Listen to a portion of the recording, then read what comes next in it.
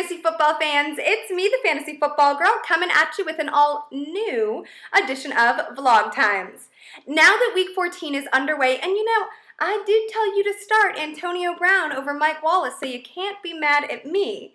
I wanted to create a special Friday vlog for my viewers. Whether you made the playoffs, and congrats if you did, or you didn't, hey, there's always next year. This one is for you. At Eagles Insider tweeted that in a poll of NFL players conducted by Sports Illustrated, Eagles fans were ranked the #1 toughest fans to play in front of. Matt Moore and the resurgent Dolphins, however, don't need to worry about playing in front of too many Philadelphia fans. They'll be hosting the embattled Eagles in sunny Miami, Florida this Sunday.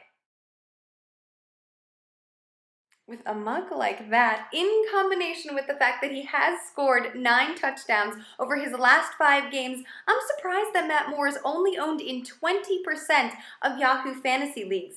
If you're looking to pad your roster heading into the fantasy playoffs, then I would definitely add the Dolphins QB.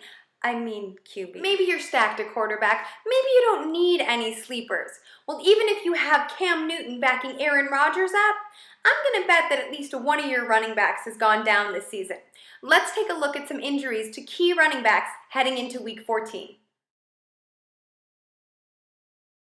It looks like the Saints will be stumbling rather than marching in. Lucky for them, they see the Tennessee Titans this week, who are giving up the 14th most fantasy points to opposing running backs.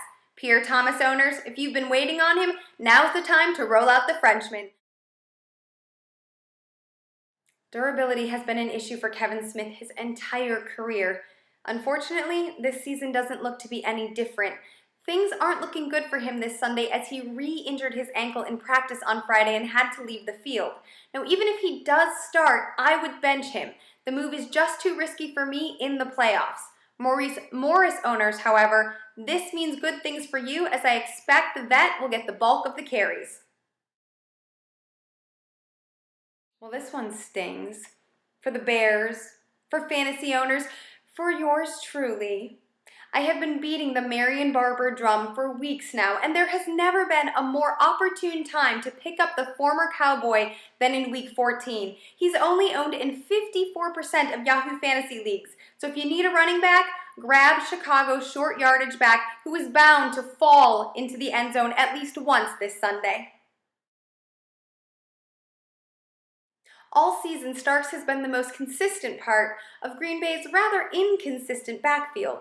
Sorry to say, but I don't like Ryan Grant or Brandon Sane this week, though I would be surprised if John Kuhn doesn't vulture at least 1 touchdown against a flimsy Raiders run defense.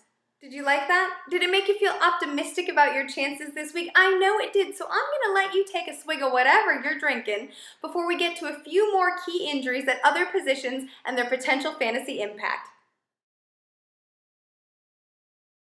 I'm guessing if you made it to the playoffs, Josh Freeman wasn't your starting quarterback. However, Kellen Winslow might have helped to get your team there.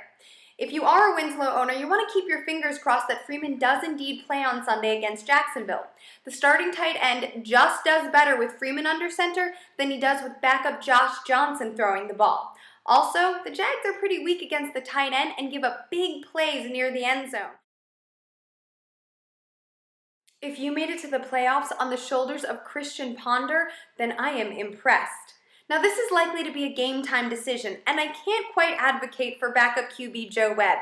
If you do need a substitution, I'd look to someone like Rex Grossman or even Joe Flacco.